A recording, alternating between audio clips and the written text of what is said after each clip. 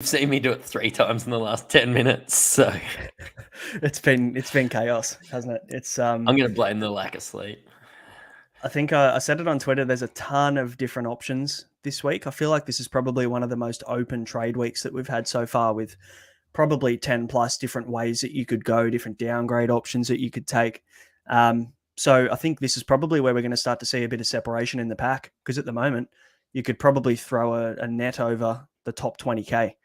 So it's good to see. Hopefully we'll see some different moves this week, some big pod moves that'll pay off and some stinkers that probably won't. So what we'll do, we'll go through round 7 scores and rank. Let us know how you went if you missed the show last night, and make sure to subscribe, hit the follow button, hit the like down below. Help us grow the show and show your support if you like the content. We'll go through all 8 games team lists as well. Plenty to talk about. Drop your comments in and your questions if you have any. We'll cover all the Q&A based stuff throughout the show as well. And we'll talk through our initial trades. Like we just said, we've been toing and froing on a few different options. So we'll talk you through what's in our head at the moment, which could honestly change about another 30 times in the next 2 days. But that's the fun of Supercoach. Matty, how'd you go last week? Yeah, I ended up having a really good week. I got 1292 and I moved up 11,500 spots into about 18,000th. So I'm very nice. Really happy with that. I boosted last week to try and make up some ground, and I did. So anyway, glad it paid off for once. That's massive. Yeah, no, huge. Really good week. I had 1,190, so not so good. I pretty much held strong. I think I was down 44 spots or something. So I'm still sitting at around that high 22,900-ish mark. It's funny, isn't it? Like 100 point difference between you and I, and it was 11,000 rank difference with 100 points. So we did sort of touch that we thought the really good scores wouldn't be too many of those guys in the top 10K. And it's sort of proven a bit like that. Although I was talking to one of the guys at work who got like 1390 or something, and yeah, he's into the top 2K now. So pretty exciting. Yeah, nice. I'm sure he's thanking you for all that mentoring, the Supercoach mentoring that you've been giving him, or has he just been running with all of his pod moves and basically proving us all wrong every week? Pretty much. He had hammer, so yeah, good. I'm not upset that I got hammer. I think I traded hammer for Garrick a couple of weeks ago, and that was like a 40 or 50 point difference. So I'm not upset with the move that I made, but it's funny, isn't it? A few hindsight Harrys floating around telling everybody that they shouldn't have traded hammer and you should have started with Zarko and all these. You can't be disappointed with concussion protocols. I think we'd be talking, you'd be pretty happy with Garrick if you didn't get knocked out last week. So. Absolutely. Obviously, the squeeze of the week. If you guys haven't watched the show before, firstly, welcome. The squeeze of the week, sponsored by the Standard Squeeze. We're giving away a combo pack every single week to the highest scorer in our unlimited groups, and that group code is below 451840 if you're watching on YouTube or Facebook. If you are the top scorer in this league, win a combo pack. And this week, or the past week's winner, is Hay Thurston, coached by Cooper. With a 1550 this week, Matty. That's a ripper. Big score. So winner of the squeeze of the week. So Cooper, if you're watching, mate, reach out to us on Facebook or Instagram or Twitter or wherever you follow us, and we'll just get some details from you and get that sent out to you. Congrats. That's a huge week. Mate, let's move in to Thursday. 750, the Dolphins versus the Rabbitohs at Suncorp. You reckon the Dolphins can get one over the Rabbitohs here again? I mean, they're in Suncorp. They keep getting these Queensland games, these home games. You know what? I'm going to say no and watch them win. Yeah. That's the way my tipping's been going this year. Yeah, my tipping, I think I tipped 3 last weekend. So, yeah, good from me. I think the Rabbitohs have been really good, and I think the Rabbitohs will win. Against a bit of an inexperienced outfit, but hey, Dolphins keep impressing. But yeah, I'd probably expect a big one from Latrell again. Yeah, this is a perfect platform to him to go back to back, isn't it? Big scores. So I'm a little bit nervous about not having, but yeah, I like my team regardless. But I guess the ins and outs for this one, Jesse Bromwich comes back into this team after a week out. Jared Wallace drops out of this team through injury. I think it was HIA. The interesting one for me, Robert Jennings has come in on the wing for Edric Lee. Now, I'm not. Was there a suspension? Did I miss something in that game? I probably didn't watch as much footy over the weekend as I'd like to. I honestly don't know. I'll have a bit of a look. It's a bit of a weird one, isn't it? Because I thought Edric Lee's obviously first choice wing to Robert Jennings, but it looks like Jennings has got the gig. Correct me if I'm wrong. Anybody, if you Yeah, know no, what's it going on just there. says Robert Jennings back on the wing for Edric Lee. Nothing really. There's a Interesting. concussion for Jared Wallace. Bromwich Yeah. had an injury, but Yeah. yeah, Interesting one, that one. just dropped. And Herman SA drops back to the bench, and Ray Stone, a very popular preseason pick, someone that I've seen in some of your trades this week, Matty, comes in at prop this week. Is that half the reason you're looking or playing around with him?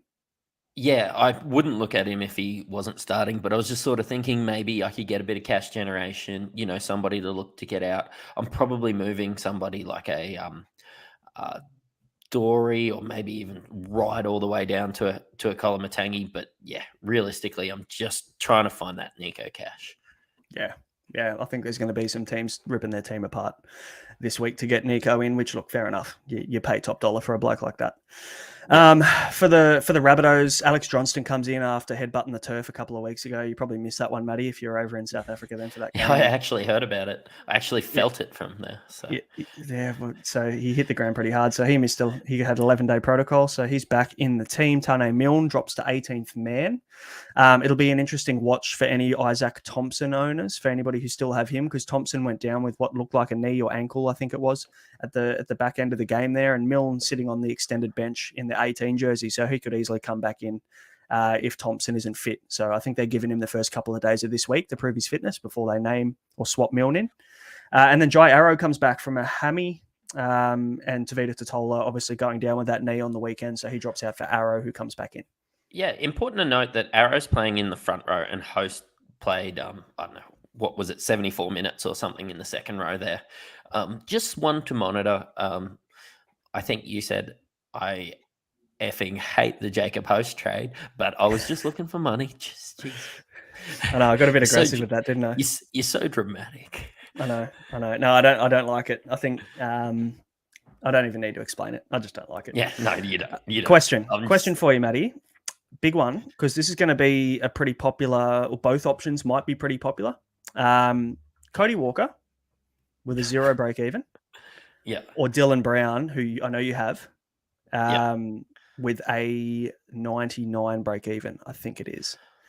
Who's your pick? Well, if you don't have either.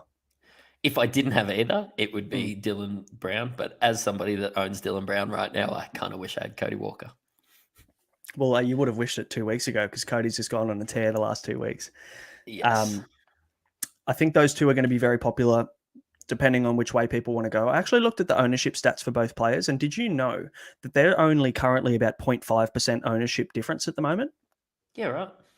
I thought that Dylan Brown would easily have Cody Walker covered, but yeah, both around that 11.5% owned, both players. So 15% still own Dewey. So I assume that 15% is going to go either way to one of these two players, or they're going to go up to Munster.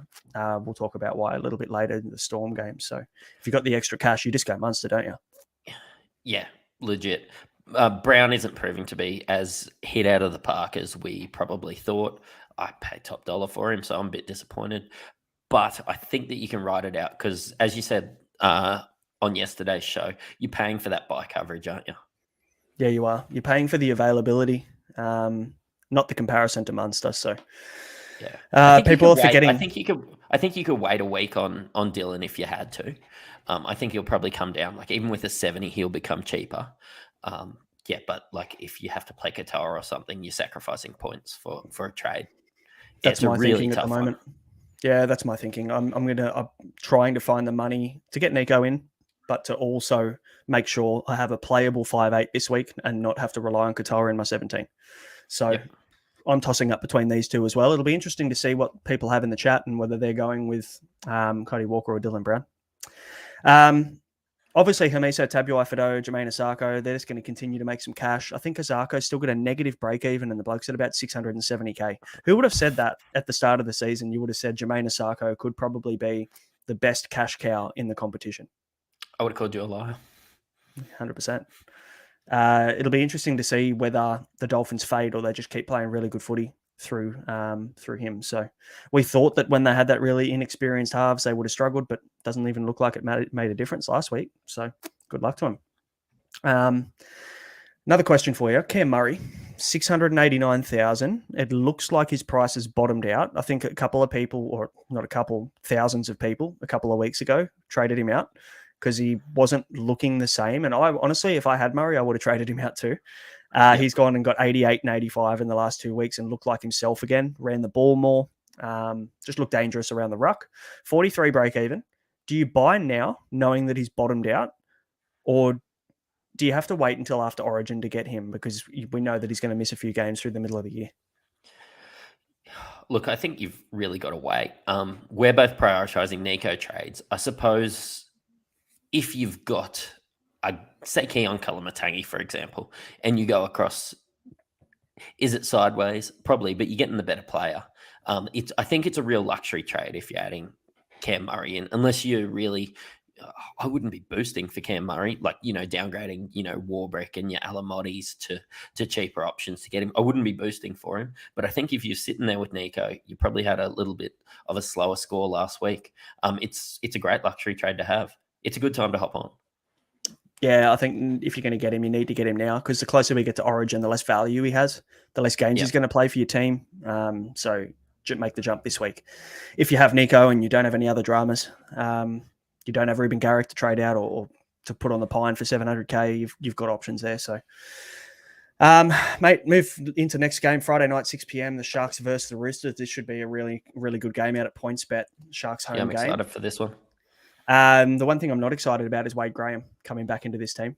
So I'm a little bit disappointed about that because what does that mean for guys like Teague Wilton, Talakai? Like, it just depends. Is he going to come and play back in the middle again like he did before he got suspended, or is he going to start playing around an edge? A few question marks there, isn't there? Yeah, I think a lot of people have already moved on from Teague Wilton now. So from a Supercoach perspective, it doesn't have as big of an impact. I don't think too many people are holding Talakai in their teams or anything like that. It'll just be interesting to see if... what happens from an NRL standpoint. I don't think it affects anything Supercoach wise. No. Oregon Kaufusi comes back in as well. And one person that you're going to be very excited about is Cameron McInnes, named at lock. Yes. I gave you an hour after teams just for you to compose yourself because I know you would have been pretty excied seeing I only needed 30 seconds, but I was good.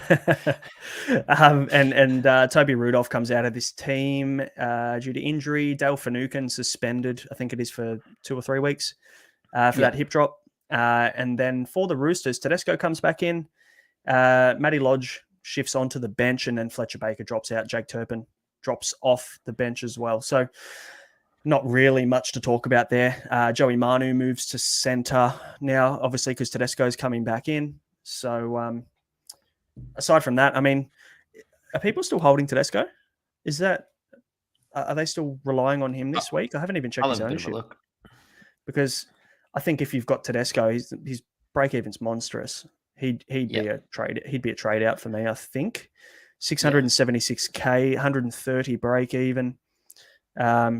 And he's 10% owned. Yeah, so that's dropped significantly from 40 odd percent it was at the start of the year.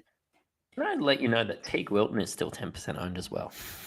Yeah, I understand that because I'm a little bit concerned with the try and the 57 or whatever he got in the week before the bye. But Nico Hines coming into this team just makes everybody better. So yeah, I don't know. I just think, you've got Graham back now. You've already, your third and your fourth guys are probably blokes like Hosking, blokes like Jackson Ford. I don't know who else is there. Jacob Preston, of course. I just think you've probably moved on to those guys by now if you're a serious Supercoach player and you're not sitting there with Teague Wilton. But if you are, I suppose, just ride the wave, see what's happening with Wade Graham and, watch him improve under Nico. So. Yeah, for sure. Quick question. It's a pretty obvious one, but for anybody who doesn't have Nico Hines, do you need to get him this week? Yep. Yeah. So it's a bit of a no-brainer for me. Yeah, that's pretty much it. And I guess my last question for you, we had a little bit of a chat with Robbie Starr. It was a couple of days ago, and he was talking about buying into the Sharks backline.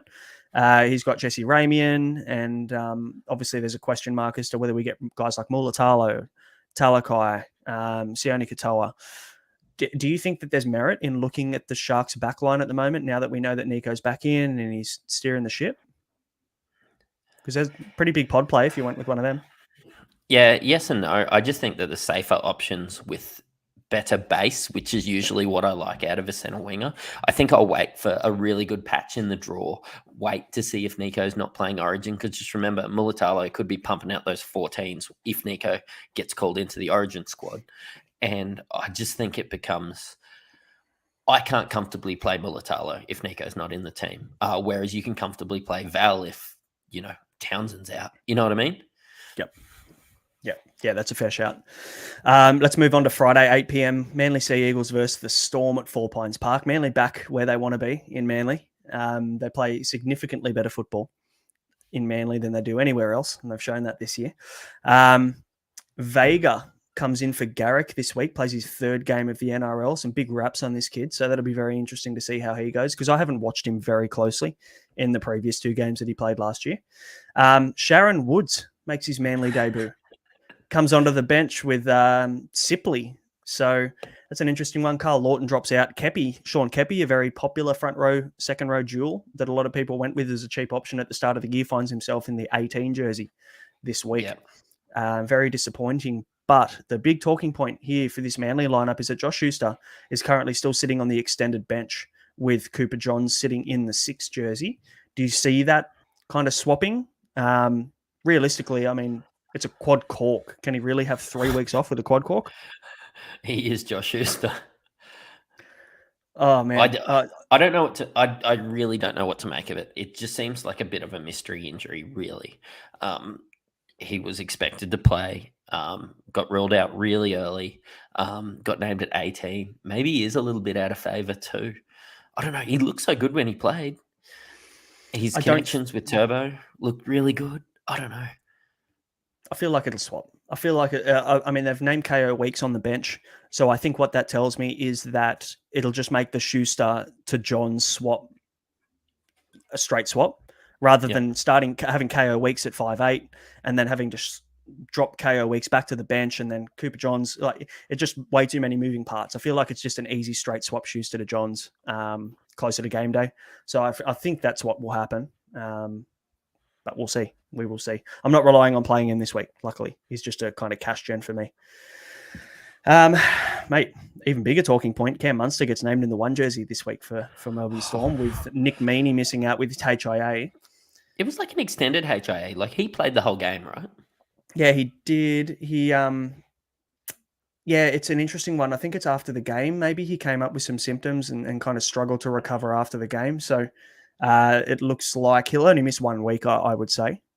So this is just a 1 week Munster fill in at fullback kind of gig, because we've got Jonah Pezzett now coming back into this team, into the halfback, into the 5'8" jersey. The question, I guess, around this is a lot of people are very attracted to Cam Munster this week and trying to get him in, knowing how good he is at fullback. Males, females, everything. Everybody would be. Cam Munster. Absolutely. Would you trade him in? Would you look at him this week, knowing that next week and for the rest of the season he'll likely play fullback, 5'8", sorry. Would you grab him anyway this week just for the fullback points? If it was in my plans to have him in over the next couple of weeks, I would make a move now. Again, we both have the Nico issue. But yeah, it's a real luxury trade. I think you've probably got another premium option, like you're sitting there with Dillbags and it's a long way up. Or you're sitting there with Dewey and it is a long way up. You're sitting there with Burton. That's a hard trade to make. I just don't know if you have that 300k flexibility in you at the moment. But if you do, like, you don't have Nico and Cleary if you have 300k in the bank. And I think that needs to be a priority. But heck, I'd love to have Cam Munster in my team, wouldn't you? Yeah, for sure. He's number one. We said it last night. He's number 1 choice at 5'8", in a pretty barren position this year. So if you have the money and you can get him, you've got to grab him. Number 1 on his back, number 1 choice. That's right. Cam Munster, ladies and gentlemen. That's it. Get him in if you can. But obviously, don't break your team to get him in, and that goes for any player but Nico Hines. He's gonna turn up this week for sure. Yeah, I think you're right. Manly are leaking a lot of points, so that's a really nice matchup. So if you have Munster in your team, throw the VC on him, I reckon, because he could go large. Even if you've got balls on you, go straight C and enjoy yourself. Trade Garrick this round. Do you have Ruben Garrick or no? No, I don't. Would you trade him this round, knowing that he's not named this week? He got 700k sitting on the bench there for a week, but he's playing the Tigers next round. So if you listened last week, if I had to generate that money for Nico, I think an easy out is the fact that he's out this week. I think you knock him down to some of the guys that we're going to talk about later, and you just create that cash gen, because you're going to save points and you're going to save some cash gen, because he's going to drop cash having that 8 in there. Like, yes, he is a season-long keeper, but if you really need that money for Nico, you're going to lose 100 points this week for sure. Yeah, 130 break even this week. So I said on Twitter as well, if you have him and you have that problem, the beauty of it is he's not dropping cash this week. He's not going to drop cash against a Penrith side that are likely going to shut him out. Sorry, no, they're not playing. Are they playing? They're not playing Penrith. They're playing Melbourne. But same kind of thing. Yep. They're both good. Melbourne would shut him out likely, which means that he'd drop a ton of cash. So next week he gets to play the Tigers, and there's every likelihood that he could score 130 and maintain his 700k next week. So there's a bit of an advantage there in him missing this one. He's in my trade plans this week, and I'll talk about them at the end of the show. Yeah, excellent. Like, if you need that money for Nico, it's an easy out, the fact that he's not playing. Let me ask you this last question before we move on to the weekend games, because this could be a pretty popular trade from what I'm seeing so far early in the week. Tom Trbojevic to Latrell Mitchell. I'm under no circumstance trading Turbo yet. Yeah, good. I'm the same. We haven't actually talked about this before the show either. So this is I don't even know whether I'd call this a luxury trade. I don't think this is luxury. I think this is sideways if ever I've seen it. You've got a guy backwards. Yeah, honestly, it could be. With Latrell, we know he goes missing in games. We know he turns up to some, but he also decides to keep the Ferrari in the garage, so to speak, a lot of weeks as well. With the Rabbitohs draw coming up against some tough teams, I think that probably favours Latrell, if anything, because Latrell just loves turning up against good teams and doesn't give a shit about playing against anybody in the bottom 8. So maybe that's good for Latrell, but I feel like Turbo's got so much more juice left in the tank. People are a little bit worried about the injury on the weekend. It was just back spasms. So from what the Manly side or the Manly coaching staff have said is that he recovered really well after the game and he's 100% ready to go Friday. So I don't see that as a viable option this week. I think it's silly. So the Panthers are aliens, right?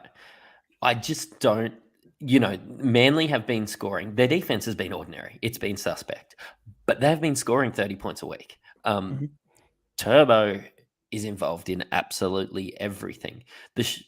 The Rabbitohs are probably a better team at the moment, but I still want Turbo in my team, and I'm not wasting a trade to go to Latrell. Completely agree. Let's answer some questions real quick. We've got some questions coming in. Guys, keep them coming if you have any questions for this week about trades. Sai asks, he says, hey guys, love the content. Thanks, mate. Question is it too late for Lemuelu from the Dolphins? What are your thoughts about Jacob Host? I'll let you answer it, mate. I like that he's an 80-minute role, but Totola's out. They've got some other guys to come back in. I think he's not cheap enough to worry about yet. And I do also think it's probably too late for Lemuelu. 440K. He's got to break he's got to break even at 45. But look, what's he averaging? 50? It's too late. Yeah, I think he missed the boat. He's gained 130K. I can't see him going above that 500 mark. Break even 45. Yeah, he's done his job. It's really nice to have him as an option in the center wing, but I think there's better options now. You could go 100K up to Jack Bird, who I like way more, to have that same duel. So, I'd say probably too late. You can find a better option there. Go to Chance Nickel Klukstad, who is literally 10K less and has a negative break even. And speaking about spending 100K, I was looking at Jacob Host, and then I'm like, Jackson Ford with a negative break even is less than 100K away. Yep. He's 75K away. What are we doing? That's a good shot. Sometimes you just need to sit back and put it into perspective and look at some of the other options you can get for that money, and try not to outthink the room. So. For sure. Jonah Armstrong asks, is it too late to get Haas for this week or next? He's looking to upgrade from Stefano with Tarpany and Welch having buys the next 2 weeks. What are your thoughts? Look, if you're going to waste a trade, why wouldn't you just go get Haas in when Tarpany has a bye, and then play the 2 that week rather than just let Stefano sit there. He's not going to lose cash. He's not going to make cash. I'd go, if you're going to waste trades, let's do it that way, and then use that other 300k elsewhere. You're not going to be playing 3 front row forwards basically any time this year. I think as an example, I have all 3 of those players he's just mentioned. And for me, I'm looking at the next 3 weeks and thinking, okay, what's my front row forward going to look like over the next 3 weeks? Because Stefano has a bye this week. I'm relying on Tarpany and Welch. Then next week, Tarpany has the bye. I'll have Stefano and Welch. And then the week after that, Welch has a bye. I'll have Stefano and Tarpany. And that then makes sure that I have a half decent front row forward for 3 weeks in a row. I don't know whether you need to move any of those guys. I don't think I would force Haas for an extra 10 points a week when you then get caught short playing bloody Davey Moali for 2 or 3 weeks in a row because of these buys. So I would hold. Yeah, get somebody with massive upside on a good draw coming through, and make a push for that $1,000 every week. That's it. Mr. Kaleo, Croker is a downgrade option for Alamotti. I'd say yes. Yeah. Good. What else have we got here? We'll quickly get through a few of these before we move into the rest of the games. Everybody's having a bit of a chat. Hey, Steve, thanks for hopping on again, mate. Graham Gale wants some thoughts. Got 1283 this week, up to 307th. Massive effort. Need some thoughts. Don't know why you're asking us, mate, sitting at 307, but Dewey or Garrick and Hop gone. So I'm unsure of the question. Is he saying, do I trade Dewey or Garrick and Hopgood? So which one out of Dewey and Garrick would you trade? I would trade Dewey. Honestly, Hopgood got 48 in 53 minutes on the weekend. He's got an 80 break even. He'll maybe lose you, 25k or something this week. It's not the end of the world. He plays good buys. I'd probably just, out of those guys, if you had to move 2 out of those 3, I'd say move Dewey and move Garrick. That'd be the way I play it out. I don't know. The way that I see it also is you're going to keep Garrick through the next period. So you only lose money when you sell him. You don't need that money now. You're obviously doing something right. You're 307th. You probably need some points from Dewey. Like maybe if you can go Dewey to Walker or Dillbags instead of going, moving sideways with a Garrick trade, because just wait it out. Hopgood is average. He's Hop average now. Just leave him. Yeah, just leave him there. He's not going to burn you. Hop mid. How disappointing. Yeah. Steve asks, is Azarko a centre wing keeper? I am not the person to ask. I'm still going to... I'm just going to say no for the sake of it, because that's how I've believed the whole season. He's proved me wrong so far, but it is a long year. So I'm still going to say no. I still think Carraz, Garrick... I still think Val Holmes could finish top 4. Yep. And I know I'm missing somebody. Who am I missing? Marge. I don't know whether Marju's a top 4 centre wing. Toto was good last week, and Joey Manu could come good. That base. Yeah, plenty of good options there. Azarko, a centre wing keeper? No, definitely the ultimate premium upgrade, though. I think moving forward, you just want to pick when Dolphins start to fade. Jacob Host versus Lindsay Smith. Lindsay Smith for me. He's got a -14 break even. I'm just not sure about either of their job security. Host probably has better job security, but he's going to play a lot of bench minutes this year. I don't know whether Lindsay Smith even maintains his spot in the side when Liam Martin comes back and when Garner comes back into this team. If he does, Lindsay Smith is one of the first to drop off the bench. Yeah, I think Host is probably the better option there. Yeah, Host it depends if you want short. It depends if you want short term or long term. So. Tommy Gilbert. Thoughts on Tom Gilbert? We looked at him a couple of weeks ago and didn't go with him. Front row, second row duel. Is he a guy you would consider? I think I've missed the boat on him now. Yeah, unless you're looking at him as a downgrade option from Haas or something for Origin through the middle of the year. I don't know. I don't. Gilbert played Origin last year. Yeah, I don't know whether he does this year though. I'm not 100% sure he does. But again, yeah, it's something to consider. I'd say no now, probably a little bit late, like Matty said. You missed it. We answered this question a bit earlier. Mitchell asking Dillbags, Walker or Munster. Munster, definitely, if you have the money, go Munster. And then what's your next choice? How did you answer this one? Dillbags or Walker? You said Dillbags because you have him, right? Yeah, Dillbags. I wish I had Walker, but yeah, I think from the outside looking in, I would still go Dillbags, especially over those bye periods. You've got to probably get Munster in. Munster is going to score more points than Dillbags over the next 3, 4, 5 weeks, and then you're going to go Munster to Dillbags. Dillbags could drop some cash. He's still dropping cash. He's 670k now. He's dropped 110. And we did talk about the 13, 16, and 19. Dylan Brown's around for the major buy rounds. We've said it a million times. But the one thing we haven't mentioned is that he has a buy in round 14 and 18 when you don't get the extra trade during that week. So you could get caught a little bit short depending on what your 5'8 looks like in round 14 and 18. So that's something to consider as well. Could toe a time. Pretty tricky one. What about Jack Johns? Is he worth it? My answer is no. He's gone from starting lock back down to the bench, and he'll probably just sit there as a bit of a plotter. I'd say you missed the boat on him 2 weeks ago. If you jumped on him, you'd be pretty happy, but no now. I think pretty desperation. Central. He's got a bit of Davy Moali about him. Yeah, I can't remember. I think I said it maybe 2 or 3 episodes ago. I heard on the commentary that they were saying that Jack Johns is definitely Matty Johns' son and Cooper Johns is definitely Andrew Johns' nephew. And I thought that was the perfect way to describe both of them because he's got a bit of mongrel about him and Cooper looks like he wouldn't knock the top off a rice custard. So interesting. All right, I've lost my place because there's so much chat going on here. Hang on 1 sec. Cam McInnes at 470 with Dale Finucane out.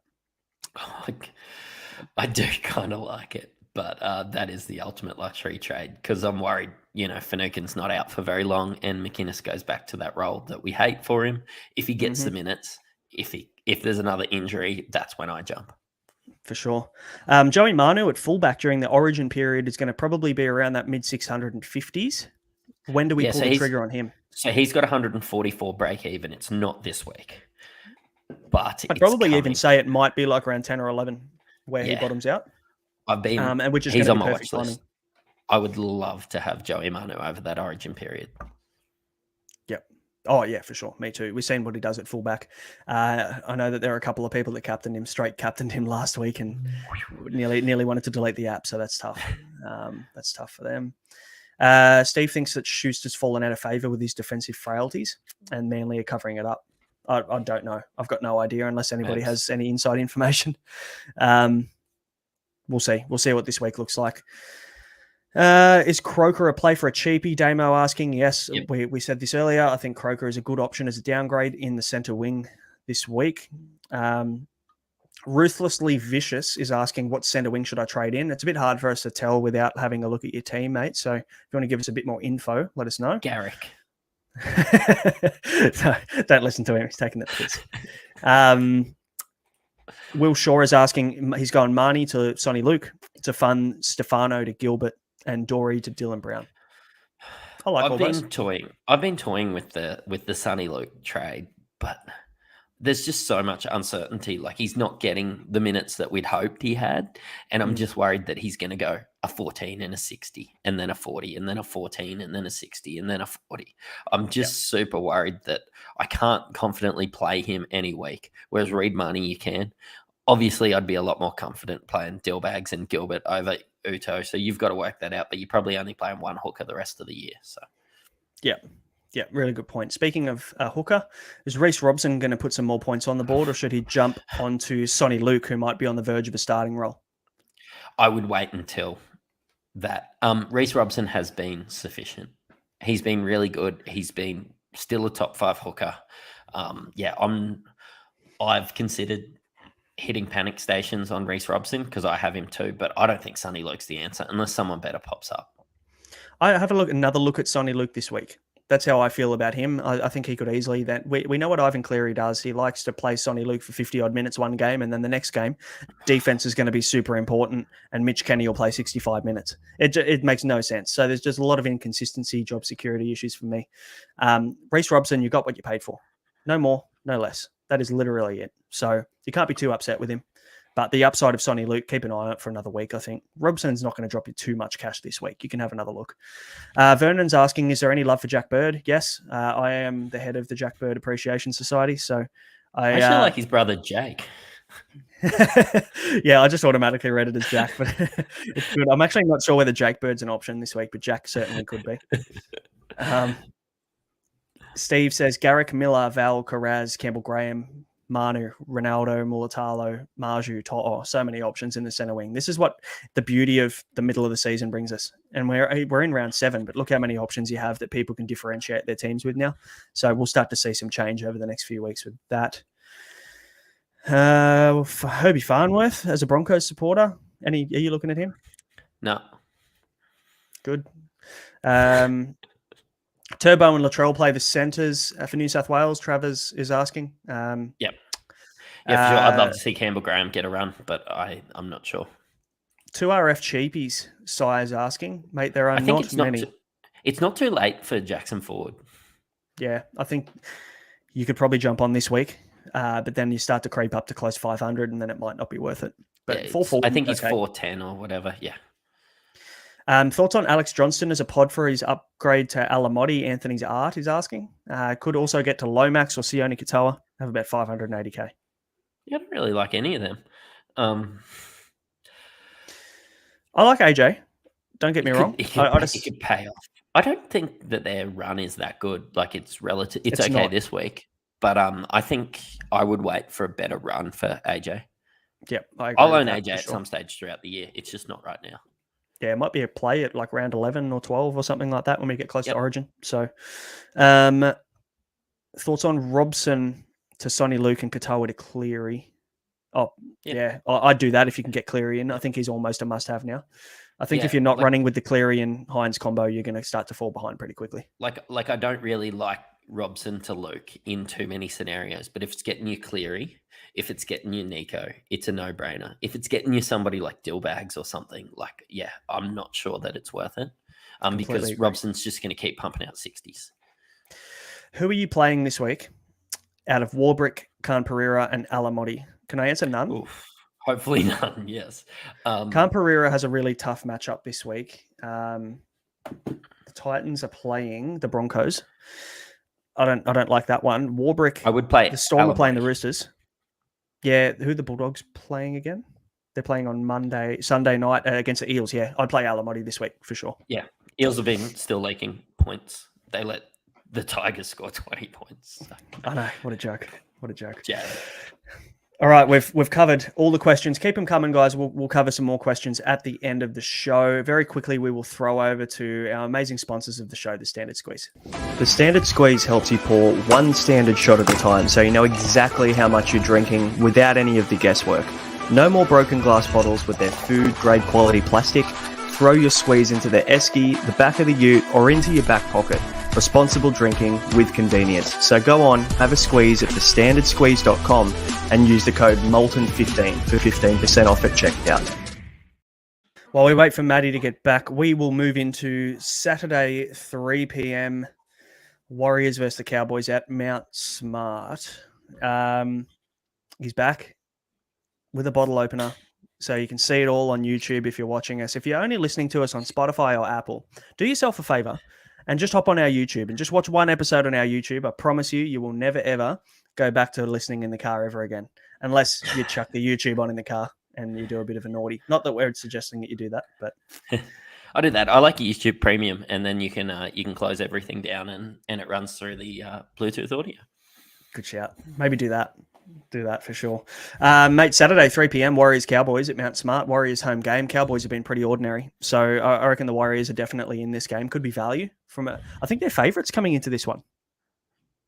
Really? Yeah. I think I saw $1.70 somewhere. Yeah. Right. It's a bit of a shame because I would have taken them $2 plus for sure. But yes. For this game, we've got Freddie Lussick comes in at hooker with Wade Egan out with that second HIA in 3 weeks. So a bit tough for Wade Egan. Anybody who has Wade Egan, you've got to just move him on now. He's going to start to leak some cash pretty quickly, which is unfortunate, but he did his job for you. He'll get you up to a premium hooker. So well done to him. Freddie Lussick comes in. Not a big Freddie Lussick fan personally, but he'll get his crack at hooker. Dylan Walker comes in the 5'8" jersey for Tamari Martin, who's out with a leg injury, and Tohu Harris is named at lock for the first time in 3 weeks. Is Volkman injured? Because I thought for sure that it was Volkman time. I think he's in the extended bench from what I could see. Yeah. I just thought for sure that he would step up and they keep Dylan Walker in the spot that he's been. But yeah, no, I was just a bit disappointed there. Yeah, he had a couple of cracks. I think they gave Volkman a couple of goes and he just didn't kind of show what they were looking for from him. Dylan Walker's been pretty good this year, so maybe they'd have given him a crack. So, yeah, disappointing. But Cowboys, Jeremiah Nanai, the king of the double and 60 Supercoach points, he's back in the game this week. Griffin Neem, unfortunately, comes out with... actually, I missed his injury. You see Griffin Neem's injury? No. I think it's multiple week injury, though. It could actually be like 6 to 8 weeks. So 2 months knee. with a throat injury. Oh, throat. That's right. It was a bit of a strange one, wasn't it? Yeah. So hopefully he's all right and recovers quickly.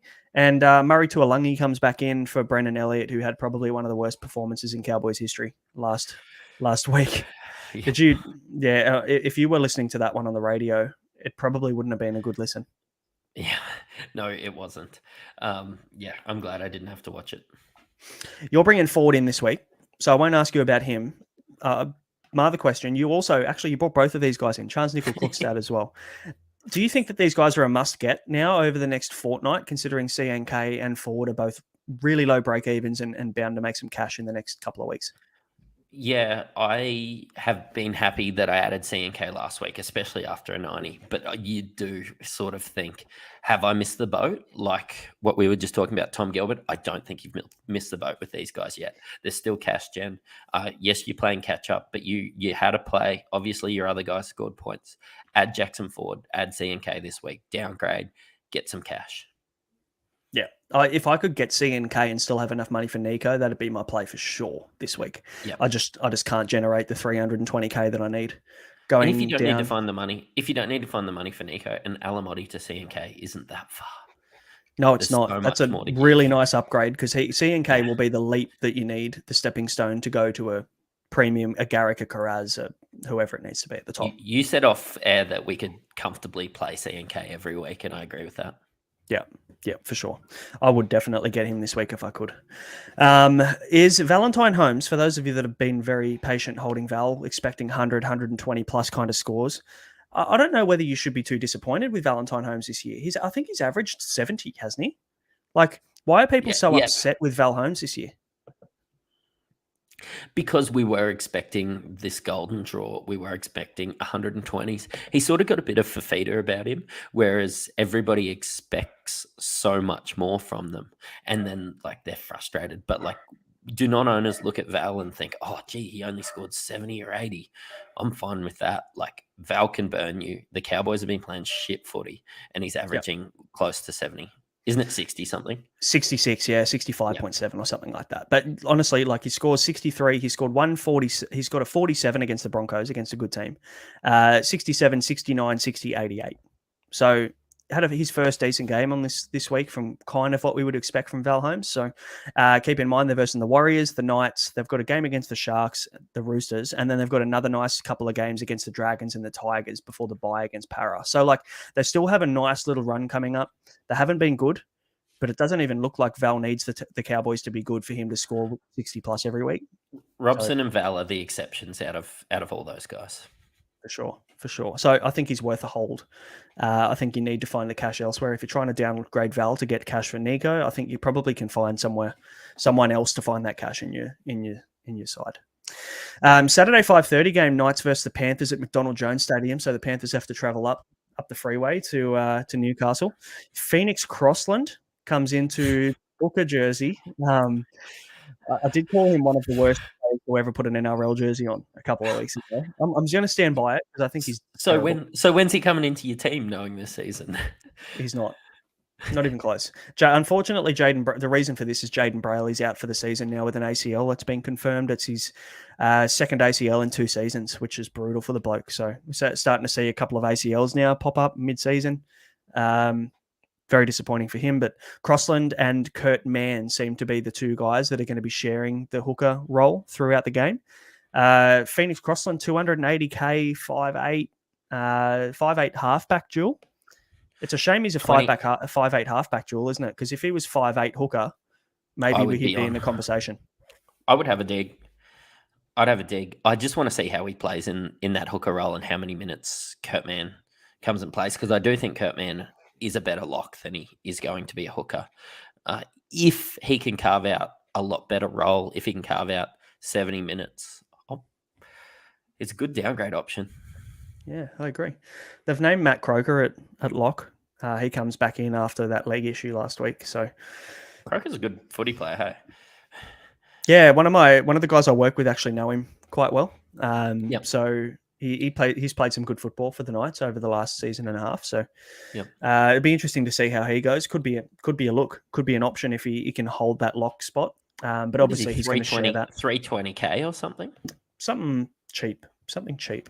I'll have a look very quickly, but it's a bit more of a. I'll have a look. It's a bit more of a deep dive looking at blokes like that. But you've just got to start to think they might be the guys that you can downgrade to. So he's made 50k. He was 320, and now he's 370. And his role just seems to be increasing over the last couple of weeks. And he is a front row option.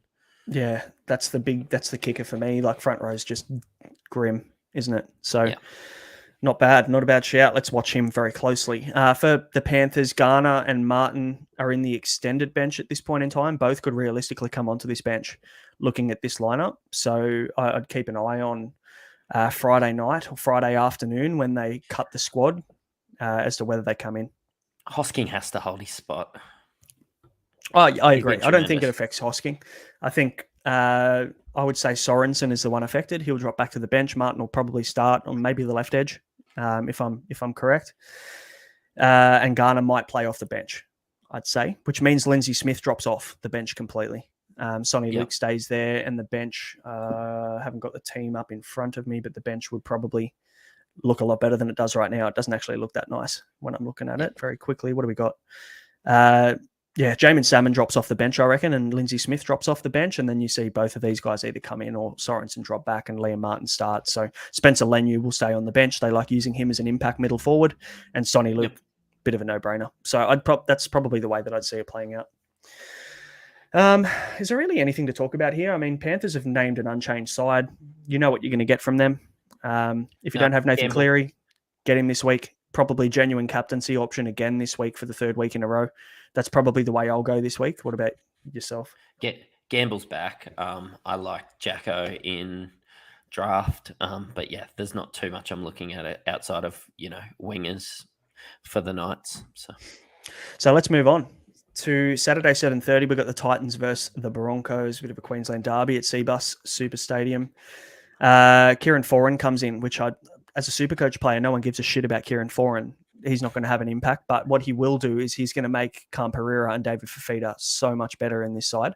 He just squares the lineup beautifully. It creates that 2-on-1 overlap through the wing. That's why Cam Pereira has struggled without him this year. So I feel like this is perfect for him. So if you are thinking about trading out Cam Pereira, I'd hold a week. Not only does he still have like a really low break even, I think it could even be still in the negatives. You can watch now and see what he looks like with Foran back. Thomas McKaylee comes back onto the bench as well, plays his first game for the Titans after coming back from, I think it was the Super League, played his last NRL game, played for the Tigers, so you can't really expect too much from him. He's got the Tigers curse on him, unfortunately. And Leeming comes in as well onto the bench from the Super League. There's some pretty big raps on this bloke as well. So I think he's a hooker from memory, from what I've seen of him. So that'll be interesting to see how that plays out there. And Toby Sexton, the best on ground last week, unfortunately loses his spot in the side to Kieran Foran. Yeah, I think he's injured though. I wondered if it was a little. Yeah. So I think it might have been a bit more of a play. If he fractured his wrist. Jesus. Yeah, so he fractured his. Because I wondered whether it was going to put pressure on Tanner Boyd, because Sexton was phenomenal from what I heard, and he's young and probably a bit more upside, a lot more upside actually. Definitely. He was a bit of a scapegoat last year. So yeah, he was. And look, he didn't have much support, did he? They're expecting this guy to run the team around the field. And you just didn't. You're asking a young 20-odd-year-old guy to take control of the team in the NRL with minimal experience. Like, you can't expect too much from him. But so those are the changes for the Titans. Corey Jensen comes into prop for Flegler, who's out with the HIA for the Broncos, and that's the only change there for the Broncos. Jojo Fafita is on the extended bench for the second week in a row. There is concerns there that he might even come in for Khan Pereira at some point, because that kind of is the only move that makes sense. The only way you could get him in, unless Brian Kelly drops out of centre and you see Jojo Fafita come in on the centres inside him. I don't know. I don't see how that plays out. But if you know what, if you play, you shouldn't be playing Khan Pereira anyway, so it doesn't really affect. You just move on if he loses his spot, and he's been a great cash cow. He has been, yeah, for sure. That's probably the perfect sign to just go, yep, cool, done with him. No uncertainty, move him on to the next option.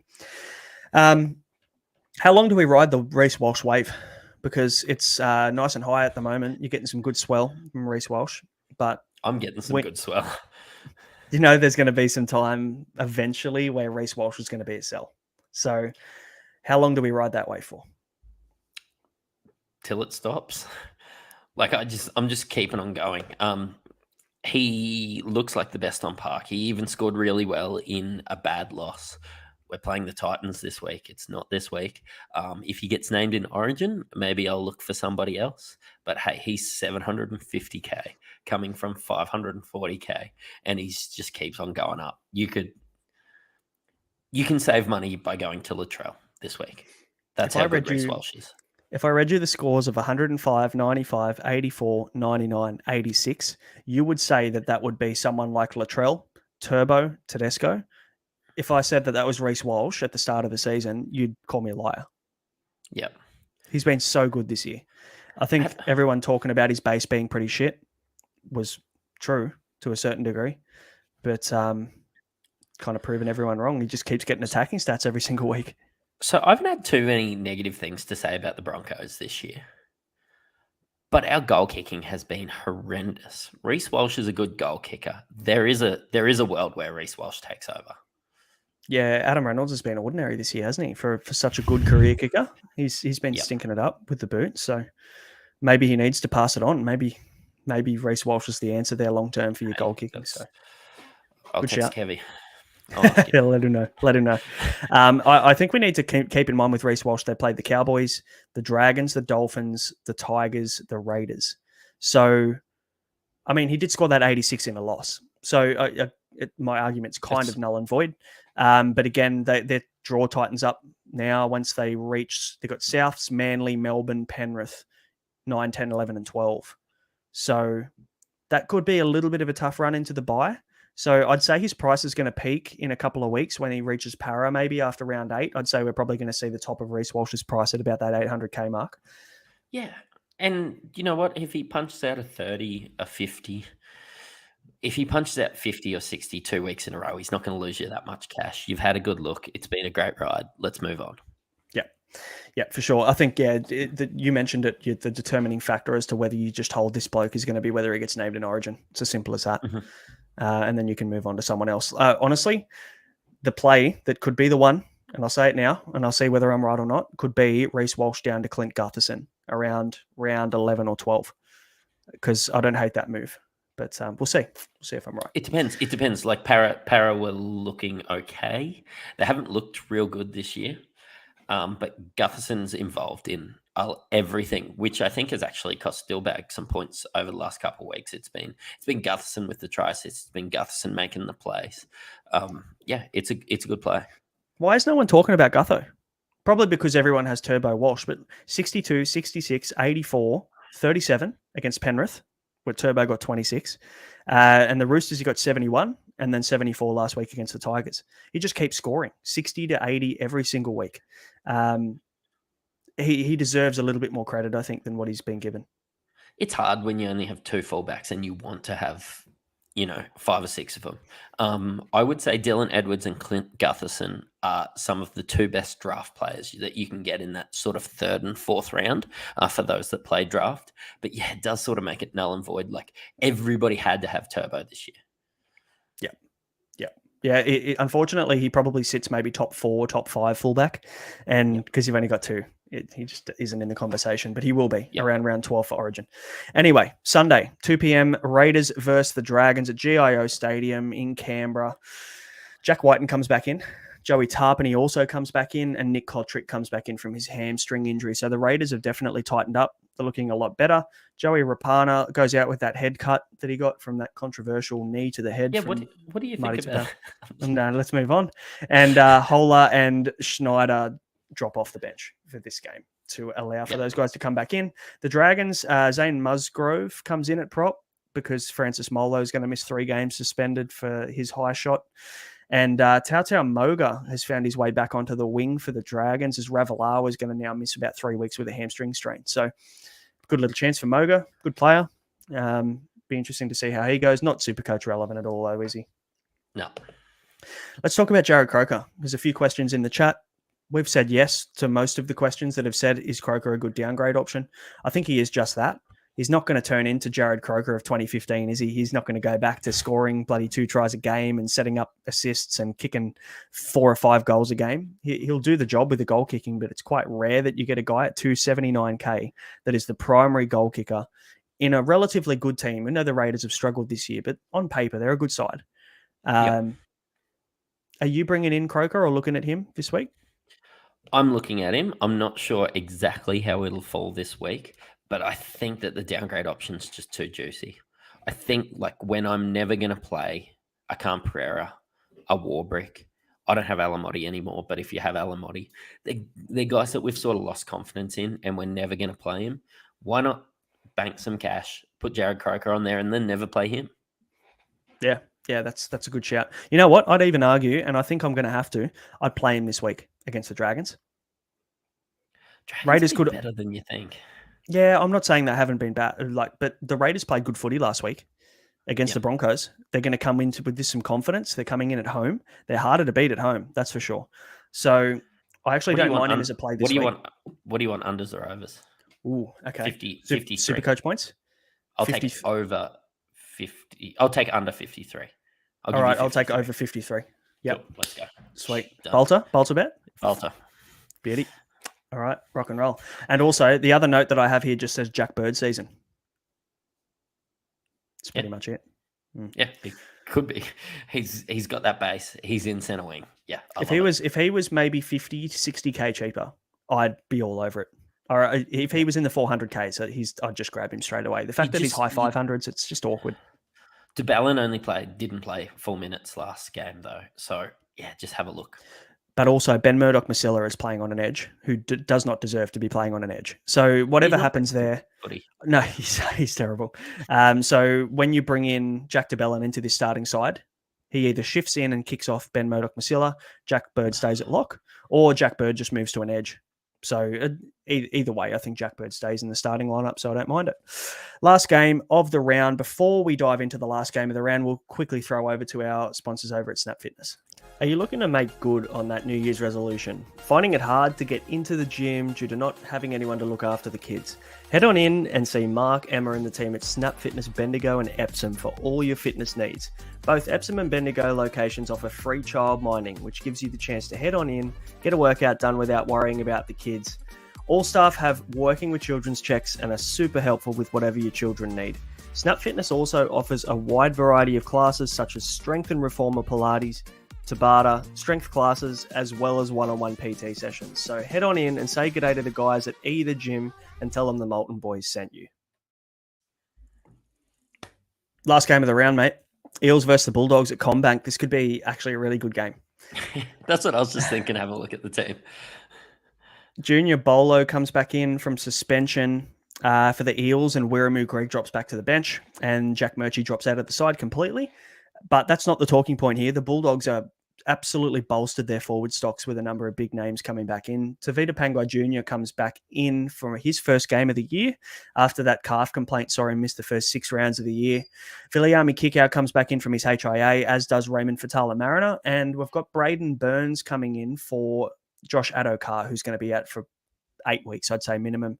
Looks like Braden Burns is that first choice option to come in on the wing. Did you see what he's priced? I was looking at Braden Burns and going, hang on, this is going to be really good.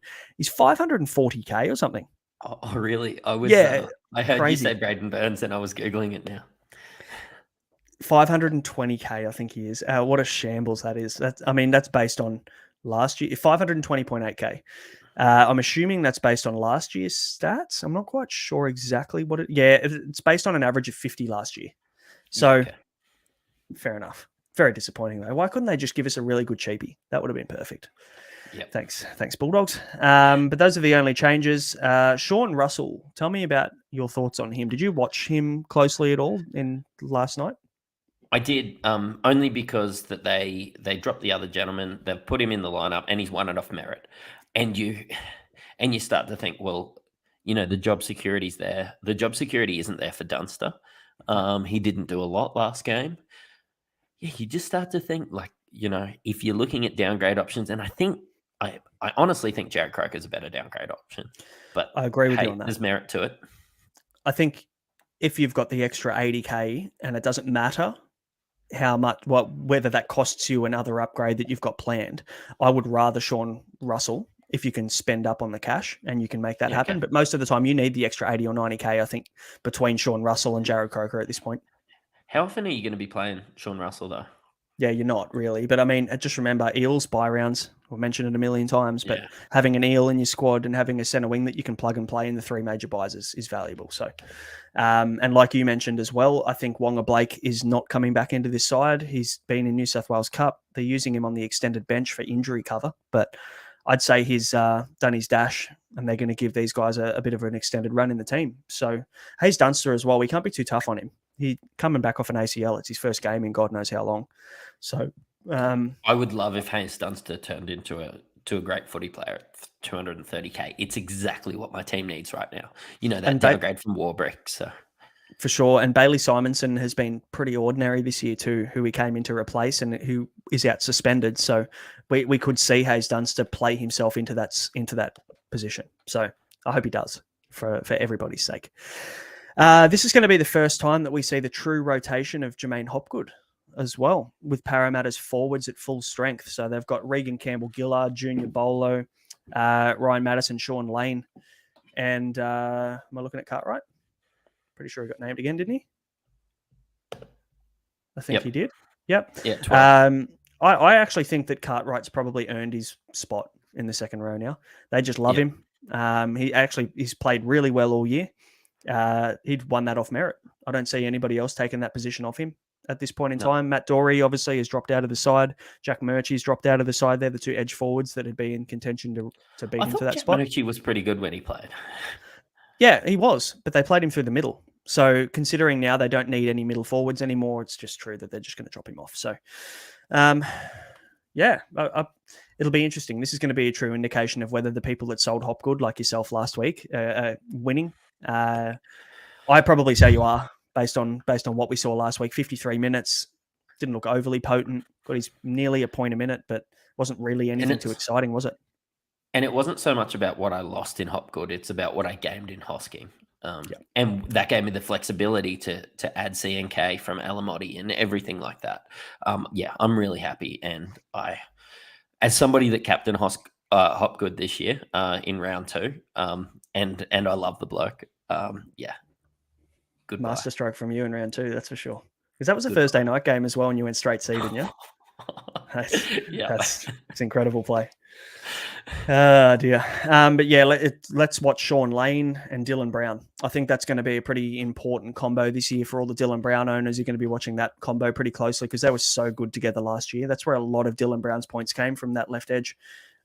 So very interesting to see whether they get that cohesion back. Sean Lane is somebody I want in my team.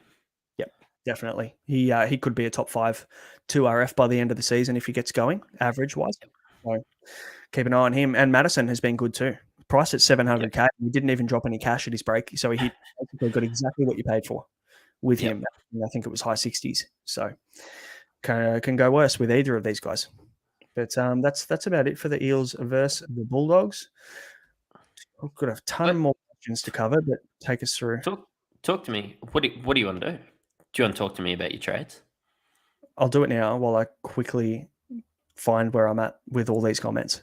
My trades, first trade is Ruben Garrick to Jared Croker. That then frees up the money to go Marnie to Hines. So via Tanner Boyd at hooker. And then I'm going Dewey to either Dylan Brown or Cody Walker. I'm unsure which one. I would have been tempted to go with the pod option, but neither are, because they're both pretty much spot on exactly the same ownership. So, I mean, the question I need to ask is the buy rounds and that buy coverage more important to me than the upside that Cody Walker has? Because let's face it, Dylan Brown's not going to score you 130, but he'll get you probably 60 to 90 every single week in base and maybe a couple of attacking stats. Whereas Cody Walker can honestly score you 30 or he can get you 130. So I don't know whether I want to ride that kind of roller coaster. I've done it a fair few times. He's burnt me in the past so bad. So I'm a little bit worried about that one, but we'll see. We'll see. That's my plans. How about yourself? I've got a few options. I don't think I'm going to do this, but this is Val and Boyd to Hines and Croker.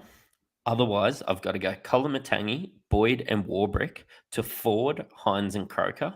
I like that because I see Ford as somebody that I can play every week as well as getting Hines. Probably not going to play Croker there.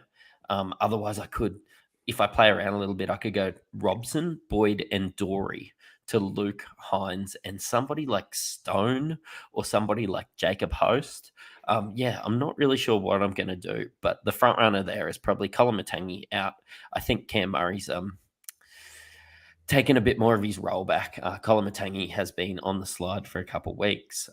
Go Boyd and Warbrick out, who I haven't played basically any weeks, and then go Ford, Hines and Croker in, because I just think now's the right time to hop onto Jackson Ford. You don't have him. We spoke about this a fair bit before we hopped on, and that's I much prefer that. I just feel like you're getting a couple of guys that could become plotters in both of those other options for you, whereas Jackson Ford looks great. Nico Hines is a gun, and Jared Croker could just get you 40 to 50 every week and do next to nothing. I mean, he got 40 odd the other night and did nothing. So, I mean, I would say there's pedigree there. It's just that he's too far gone to say that there's pedigree in Jared Croker. He's about 97 years old. Yeah, and he's probably still only 27 years old, and he's played like 700,000 NRL games. So I just feel like Jared Croker's still that young bloke that's played a ton of games. It's just that he's missed so much time. But I like those trades. I think that's way better option. It's definitely worth a boost, I think, if you can get those guys in for sure. Let's tackle these questions, mate. Will Shaw giving us a bit of a pump up. I'm going to struggle to get my head out of this door. Just saying thanks for the feedback and answering every question in the chat. Thanks, mate. Appreciate that. Look, if people are going to hop on and ask questions, they deserve to be answered, and we'll do our best to try and get to all the questions every single show. So make sure to drop those comments in. We'll get to them all. Even if the episode goes for an hour and a half, we'll cover them all. Any love for Royce Hunt? Troy Vickers is asking. Rudolph being out for a few weeks. I won't lie. I looked. Yeah, and just see how it goes this week. He is a PPM beast. I don't mind it. How long's Rudolph out for? I think he's got a few weeks out, doesn't he? Couple months. It could be an extended run for Royce Hunt. It's a couple months, yeah. Yeah, okay. Yeah, look, I don't hate that at all. It's just 338K is a little bit awkward, isn't it? It's if you're going to take a downgrade from Stefano, you'd probably want more than 80K. Yeah. And I'd say that's most people are looking for that kind of either Christian Welch or Stefano downgrade for him. Yeah, I don't mind it. Yeah, I can get on board with Royce Hunt for sure. Walsh to Teddy in a few weeks could net you 150K. Yeah, that's pretty nuts as well. Yeah. All right. Sadly, Stags could take over the goal kicking from Reynolds. Yeah, and I saw that happen last week, but I've seen Stags step up when goal kickers are off or whatever, and I haven't been super impressed. I think Walsh is a better goal kicker, so yeah, fair. Opinion based, obviously. Yeah, of course. Robbie Starr is going early on Croker. I am too, mate. So Alamotti, Perham, Warbrick, two chance, Nickel Klukstad, Mulatalo and Croker. I like those moves. I don't think they're terrible moves at all. I reckon there's a couple of pods in there that could go quite well. Mulatalo could honestly just go on a massive run and score a try or two tries a week for the next 3-4 weeks. So he's that guy on that really potent left edge for the Sharks with Talakai inside him who gets so much attention. So you know that the ball's going to be going to Mulatalo more often than not. So I like that. What else have we got? Is Tohu Harris finally playing this week? James Gowing, yes, he is, mate. He's been named at lock, which is great for the Warriors and great for owners if you held him. Was he a late scratch through some of those other games? Not necessarily late, but like scratched it at a day out, the 24 hours lists. Right, so, cool. Yeah, disappointing, but it's good. I mean, with a guy that's got constant knee and lower limb issues, you want to make sure he's right before he comes back. So I understand that. All right. This question from Ruthlessly Vicious. With 200K in the bank, has Karaz, Hammer, Josh Adokar, and Farnworth. Who should I bring in for Josh Adokar? Mate, the world is your oyster. He is. What's Josh Adokar priced at? 500. 500. Shit, really? Maybe I'm wrong. 556 he is. Okay, I did not realize he was that high. Can I say Campbell Graham? Yeah, actually, yes. That sounds fantastic.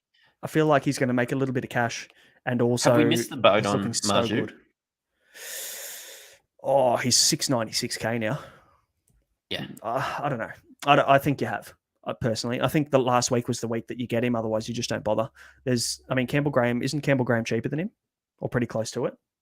Oh yeah, Campbell Graham would be in and around that 700K. Yeah. And he's not very highly owned at all. So that'd be if you want a pod move, at Campbell Graham every day of the week with that cash from Josh Adokar for sure. Who do I bench out of Karaz, Holmes, Jack Bird, Nickel Klokstad, and Marju? Oh, that's tough. None. Can you find a way to? My choice would be probably Jack Bird out of the 5 if I had to choose who to bench. But Me again, too, Jack Bird's we're chasing upside. We're both guys that chase upside. Jack Bird, I think on a bad Jack Bird day he gets 46. I think on a bad Nickel Klokstad day he gets 30. I think on a bad Marju day he gets 15. Yeah, but we always chase that upside, don't we? Yes, we do. And Marju's playing Panthers this week, so yeah, that could be a really tough game. So I'd say out of those 5, flip a coin between Jack Bird and Greg Marju, maybe. It's hard to sit somebody who's just coming off like 90. But that's the pod play though. Yeah. You could pod play because everybody that has Marju is going to play him. So you could easily sit him. He gets 20 against the Panthers, who have shut down nearly every winger in the competition this year. And you could be sitting there very, very happy come next Sunday night. Mr. Callio is saying, my gut's telling me one of Warbrick or Camperera will go huge this week, and he doesn't know if it's Foran or Munster at fullback, or Foran at 5'8" or Munster at fullback that's going to make that happen. I'm going to make an argument that Warbrick will score under 40 this week. Everything we've seen from Warbrick has been from Munster creating everything from 5'8". As we've seen every time Jerome Hughes is in, then it's Xavier Coates that scores really well. I think taking Munster at the back, yes, he can come over and play that side. I wouldn't be expecting much from Warbrick this week. And also Camperera has some really tough matchups against the wingers for the Broncos, who have been fantastic all year. I wouldn't be playing any of them, but hey, trust your gut, because I don't want you coming back and messaging me when you don't play one of these guys and they turn up. But yeah, my gut is telling me that they will both score sub 40. You can message Matty, just don't message me when I get all my takes wrong. Matty cops it way better than me. Next question from Ruthlessly Vicious is that should he just hold Farnworth or just trade him? I'd argue trade Farnworth, personally. Yeah. There's better options. I think so as well. Will Shaw is asking, boost for Stefano de Gilbert this week or save the boost? Play Ben Murdoch-Masila. Oh, that didn't feel right in my mouth. And then get Haas or Tino next week if there's no fires. As someone that's about to use his third boost and there's 27 rounds, I'm not sure Uto de Gilbert is worth it. I would say that's not boost worthy for sure. I agree with that. I'm boosting for Nico. I asked that question about 3-4 weeks ago when Gilbert was maybe like high 400s, early 500s, thinking maybe Stefano de Gilbert was a play, but I had to boost. And so I'm in exactly the same position. I'm not boosting to a guy like Gilbert. I'm boosting to a guy that gives me 150 kind of upside. And Ben Murdoch-Masila is probably going to score 23, and Hasantino are going to score 73. That is very generous of you to say that Ben Murdoch-Masila is going to get 23. I'd say maybe 11 would be closer. But you are saying that you can get Hasantino next week. It is a 27-week season. You're not boosting for 50 points. No, agreed. Liam Filmer Ramsey is asking, in the bye week, it's your best 13 players at play. That's correct. So it doesn't matter on position. Doesn't matter whether you have the reserve on them or not. Your best 13 scorers will be scored for that week, which is a really important point to make. So you don't need to necessarily tear your whole team apart to try and get 17 this year. You can basically say, yep, great, I've got 13 pretty good options this week. You don't need to force any other trades then during 13, 16, and 19. So good shout. If you have Cody Walker and Dillbags, you can play them both. Yeah, that's correct. Yep. That's spot on. All right. What else have we got here? Yeah, Cody Walker doesn't like me either, Robbie. As soon as I get him in, he does nothing for me. So I might just go to Dillbags. I don't know. Macapaka is asking if we've asked that question, but I just joined. Is Turbo to Latrell a good move? No. Nope. No, it is not. Sorry, mate, to be blunt. No, we did cover this a bit earlier. We kind of explained it earlier, but I feel like it's kind of sideways. I think Turbo's still got lots of room to go. I think people are just chasing last week's points with Latrell's big score and Turbo's poor score. And I don't really care what Turbo's break even is. I'm probably, I hope that I can hold him through the origin period and just sit him there. And then whoever my other fullback is who I play every week through the origin period. I just really think Turbo at whatever we've paid for him is just a hold. It could be a season-long hold. I think he is. When you get a guy like Turbo, you plan to hold him, don't you? You don't plan to trade him at a certain point. So, no. And the last question, how many trades is everybody holding after this week? So Robbie Starr's on 33 after boosting this week. How many trades do you have, Matty? I currently have 33 as well left after this week, and I am boosting as well. Just wait. My computer is freezing. I've got 35. Oh, but I haven't. I'm going to have 33 if I boost. So, yeah. Okay, cool.